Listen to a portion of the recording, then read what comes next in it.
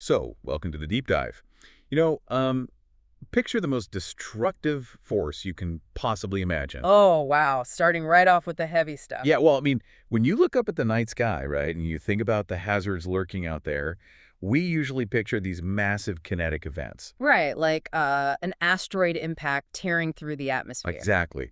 Or, a supernova just violently detonating and wiping out neighboring planets. But those are just physical collisions, really. Yeah, they are. But the true apex predator of the universe, the concept that genuinely terrifies us, is the black hole. Oh, absolutely. I mean, it represents the absolute extreme of physics. We're talking about a region of space-time where, the gravitational pull is so unfathomably dense that literally, Not even light, right? right, not cosmic dust, not radiation, not even light itself can achieve escape velocity. It's just terrifying. It really is. Once something crosses the boundary of a black hole, the known laws of physics just, well, they simply break down. It's the ultimate cosmic finality. Which is exactly why today's mission for this deep dive is so completely counterintuitive. It really is a fascinating pivot.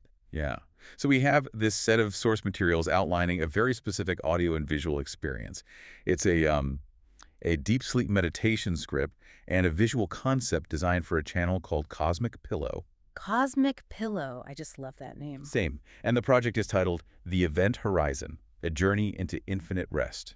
Right. And what's so brilliant here is that the creators have taken the most unknowable, violently intense force in astrophysics and structurally reverse engineered it. They flipped it completely. Exactly. They've turned a cosmic shredder into an instrument designed for profound, absolute peace. So our focus today is really breaking down the specific, linguistic, sensory, and psychological mechanics this script uses. To take your mind, right? A mind that might be just racing with daily anxieties and guide it into a state of total stillness, Using the exact imagery we usually associate with complete destruction. which is quite a feat if you think about it. I have to admit, when I first read the premise, I was highly skeptical. I don't blame you at all. Like surrendering to an inescapable void.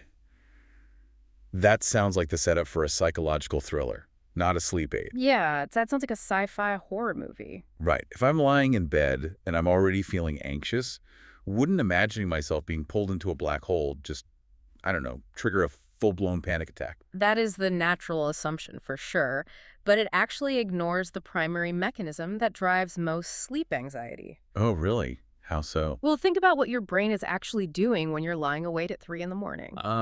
Usually stressing about an email I forgot to send. Right. You aren't usually fearing the dark. You're fearing the clock. You're doing sleep math. Oh, sleep math. The worst. It is. Your prefrontal cortex is trapped in this loop, calculating, like, if I fall asleep right now, I might get 4 hours of rest. And then you check your phone a few minutes later and that drops to 3.5 hours. Exactly. Time itself actually becomes the threat.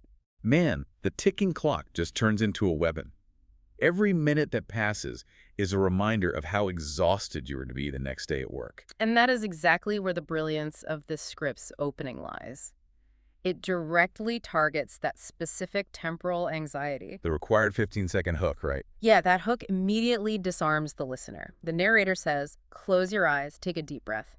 Tonight, we are going to step past the event horizon. Where time stands perfectly still. Right. Where time stands perfectly still and your worries cease to exist. So it's literally taking the concept of time dilation, the relativistic physics principle where time essentially slows down and stops near a black hole. Yes, exactly. And it's offering that to the listener as a psychological shield. That's a great way to put it, because by establishing that you are crossing a boundary where time physically cannot move forward, the script removes the pressure of that ticking clock. It's like it gives the logical, calculating part of your brain permission to just stop doing the sleep math. Precisely.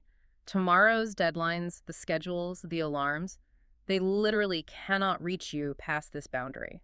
Because within the context of the visualization, tomorrow doesn't even exist yet. Right, tomorrow is a concept that requires time to pass and time has stopped. It reminds me of the relief you get when you put your smartphone on Do Not Disturb mode. Oh, that's a perfect analogy. But like amplified to a cosmic scale, right? Right. Because when you activate D&D, you get that small dopamine hit of safety. Because the structural boundary of the phone is going to block the emails and alerts. Exactly. So this script is building a mental Do Not Disturb barrier, but it's using the gravity of a black hole to do it. It's validating your exhaustion by creating a space where shutting down is actually the only physical possibility. It's just wild. Cognitive reframing is really doing the heavy lifting here. It absolutely is. The void is no longer this empty prison you're trapped in, It's a fortified sanctuary. Protecting you from the demands of reality. But establishing that conceptual boundary, that's only the first step. Right, because you have to actually keep the listener asleep. Exactly. To keep the brain anchored in that state for 30 minutes without the mind wandering back to the real world, the experience relies on a highly specific, very deliberate visual and sensory environment. Yes, the visuals. Okay, so the prompt outlines this photorealistic 8K cinematic visual designed to serve as the background for the video. And it completely subverts what we normally think a black hole looks like. Totally. We aren't looking at some harsh, violently spinning vortex shooting out lethal radiation. No, not at all. The focus is on this massive, gentle black hole in deep space, and it's surrounded by a soft, glowing accretion disk. And the colors are so specific, right? Yeah, it's made of muted orange, deep violet, and indigo stardust. The event horizon is clean and mesmerizing, not scary in the least. Right. And the overall tone is mandated to be dark, low contrast, and ethereal, creating this atmosphere of profound, quiet, and weightlessness. And those specific color choices, the muted orange, the violet, the indigo, they are deeply rooted in how our optic nerve in our brain process light and safety. Because if the goal is to induce deep sleep, the immediate assumption might just be to describe a space of pure, pitch black nothingness. Right. If you want someone to sleep, just turn all the lights off. Exactly. So why fill the void with glowing orange and violet stardust? Well, because pure, endless blackness is actually quite alarming to the primal human brain. Really? Evolutionarily speaking, yeah. Total darkness triggers hypervigilance. Oh, because the brain begins scanning the emptiness for hidden threats or predators. Exactly. It feels isolating rather than comforting. So by introducing an accretion disk of muted orange and indigo, the script utilizes colors on the lower energy end of the visible light spectrum. Like it mimics the exact color palette of an evening sunset here on Earth. That's spot on. That ambient, low-energy light signals to your pineal gland that the day is ending. Which helps trigger the release of melatonin. Yes. It is the direct neurological opposite of staring at the harsh blue light of a laptop screen or a phone. So you're giving the mind a soft, safe focal point to rest on. Rather than an empty void, it feels compelled to scan for danger. Exactly. You are creating a safe cocoon. Okay, so the background of this visual features thousands of distant stars, right? Mm-hmm. But the script includes a very strange, highly specific note about them. It says, those distant stars must be non-twinkling. Yes. I stumbled over that detail initially. I was like, why does it matter if the stars in the background of this imaginary space are twinkling or not? Well, think about the physics of why a star twinkles from our perspective on Earth. Okay. The scientific term is stellar scintillation. When starlight passes through our atmosphere, it gets refracted and bent by atmospheric turbulence. Right, so we see a twinkle because the light is fighting its way through wind and shifting temperatures. And active weather systems, yeah. Oh, I see. So twinkling implies chaotic activity. It means there's an atmosphere moving between you and the star. Exactly. A twinkling star suggests an environment of constant change and motion. Wow. So by explicitly rendering these thousands of distant stars as non-twinkling, the creators are visually communicating the presence of a perfect, unbroken vacuum. There's no wind. There is no wind. There's no atmospheric turbulence. There is nothing to disturb the light. It just paints this subconscious picture of absolute, unshakable stillness. Yeah. That is so clever. It really is. And that makes the description of gravity in the script make a lot more sense to me now, too. Oh, so?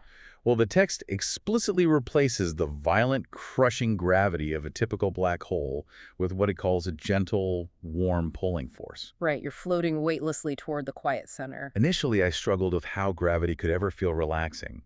But combining it with that perfect stillness from the non-twinkling stars, it changes the sensation entirely. Because it's not a force pushing you down? No, it's more like finally letting go of a heavy rope you've been straining to hold all day. You don't have to fight the pull anymore, you just surrender to it. Yeah, you are describing the cessation of physical tension. Because throughout our waking hours, our bodies are in a constant low-level physical battle with gravity. Which is exhausting. It is. It taxes our joints, our muscles, our posture. Redefining the gravity well of the black hole as a warm, comforting pull just flips that dynamic entirely. Gravity becomes the very thing holding you safely in place. Ensuring the void feels like a secure cocoon rather than some bottomless pit you're falling into. Okay, so we have this beautifully crafted, low-contrast visual of indigo stardust, perfect stillness, and a warm gravitational embrace. Which is a lovely image. But a sleep meditation video is ultimately an auditory experience, right? Absolutely. I mean, the listener will likely have their eyes closed for the majority of the 30 minutes. If it works, they definitely will. Right. So that brings us to the architecture of the language itself. The script outlines incredibly strict linguistic rules governing how the text must actually be delivered. Yes. The structural execution of the spoken word is just as critical as the imagery it describes. So what are the rules? Well, the script mandates pure, flawless English aimed at a global audience. It requires beautifully crafted spoken word content that flows seamlessly. No stage directions or anything, right? Exactly, a strict prohibition on the narrator, including any technical stage directions or descriptions of background music. It's a no-talking style transition almost. Right. But most notably, there is an absolute zero-tolerance rule for conversational slang. See, the ban on slang is fascinating to me. Why is that? Because if you're drifting through an ethereal stardust cloud, feeling entirely detached from the universe, and the narrator suddenly says, like, all right, it's time to chill out and catch some Z's. Oh, the spell is completely broken. Right. But why does a simple colloquialism have such a violent, jarring effect on the brain in this context? Because language acts as a temporal and social anchor. When we hear conversational slang or modern colloquialisms, our brain's social cognition networks activate immediately. Oh, because slang ties you to a specific culture. A specific culture, a specific time period, a specific social setting. It reminds your brain of your waking identity. It's like dropping a heavy anchor from a boat. That's exactly what it is. If the language is too casual, that anchor just catches on the mundane reality of your daily life, your commute, the way your coworkers speak, the text messages you sent earlier that day. Exactly. So by demanding formal, flawless, almost poetic language, the script intentionally triggers a dissociative state. It creates a linguistic environment that feels timeless. Timeless and detached from your daily identity. The elevated language matches the grandeur and the isolation of the black hole. So you are no longer an employee or a parent worrying about tomorrow's schedule. You are simply a consciousness floating in space, experiencing a cosmic event. Stripping away the conversational markers allows the listener to fully detach from the ego. That is amazing. It's very intentional design. Okay, so that brings us to the final moments of the script. The sequence doesn't just stop abruptly, right? No, that would be counterproductive. The ending is designed as this repetitive, fading whisper that explicitly invites the listener to surrender to the infinite dark and drift into deep REM sleep. A very crucial detail. The audio physically gets quieter and quieter until it just disappears. Is that just a dramatic stylistic choice, or is there a real biological mechanism behind the fading whisper? Oh, there is absolutely a biological mechanism. The fading audio is a deliberate technique used to mirror and encourage the actual neurology of falling asleep. Boy, really? Yeah. As a person transitions from a state of wakefulness down into light sleep and eventually into deep, slow-wave sleep and REM, their brainwave patterns fundamentally alter. They slow down from rapid alert beta waves to slower alpha and theta waves. Right, the brain is actively powering down its processing centers. And simultaneously, the brain's reticular activating system begins gating sensory input. Gating sensory input, what does that mean exactly? It essentially turns down the internal volume on the outside world so that ambient noise doesn't wake you up. Oh, so you literally stop processing the sound of the room around you? Exactly. So by physically lowering the volume of the narrator's voice to a whisper and then fading it out completely, the audio track is modeling the biological process of hearing loss that happens during sleep onset. Wow. So it creates an auditory entrainment loop. Yes. The repetition of the final phrases gives the conscious mind a predictable, non-threatening pattern to follow. And because the pattern is predictable, the brain's threat detection centers realize they don't need to stay alert to figure out what happens next. Precisely. As the whisper fades, the listener's brain interprets the declining external volume as its own internal signal that it is successfully shutting down. The external audio becomes a literal map for the internal biology to follow. You are following the narrator's voice down past the event horizon of your own consciousness. I mean, that's just an incredibly sophisticated piece of biological hacking disguised as an astrophysics journey. It really is an elegant solution to a very common problem. They've taken a concept that physically destroys stars and utilize cognitive reframing, color psychology, and linguistic anchoring to trick the human nervous system into feeling entirely safe. Which really proves just how malleable our perception of danger really is. Absolutely. The source material demonstrates that the mind doesn't necessarily need a traditional setting, like a quiet forest or a gentle beach, to find peace. Right, it doesn't have to be ocean waves. No, it simply needs an environment where the rules of its current anxieties no longer apply. So if you are listening to this deep dive right now, think about how you process your own moments of severe overwhelm, Yeah, when the information overload gets too loud. or the weight of your responsibilities is keeping you staring at the ceiling at 3 a.m. doing sleep math. You might not need to fight the feeling of being pulled under. Exactly.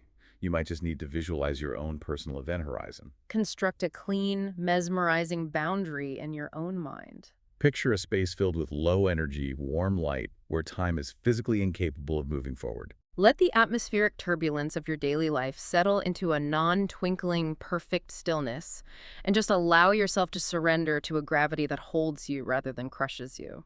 It is a profound mechanism to have at your disposal when the traditional methods of relaxation fail. It really is. Well, before we end today's journey, I want to leave you with one final thought to explore on your own. Okay, let's hear it. We've seen how a black hole, literally the most extreme, unknowable, and destructive force in the entire universe, can be entirely reimagined as a place of absolute peace and healing. Right. So, what other terrifying, stressful, or overwhelming elements in your daily life could be completely disarmed simply by changing the narrative you wrap around them? That is a great question to ponder. Sometimes the void you were so terrified of falling into is the exact space you need to finally rest.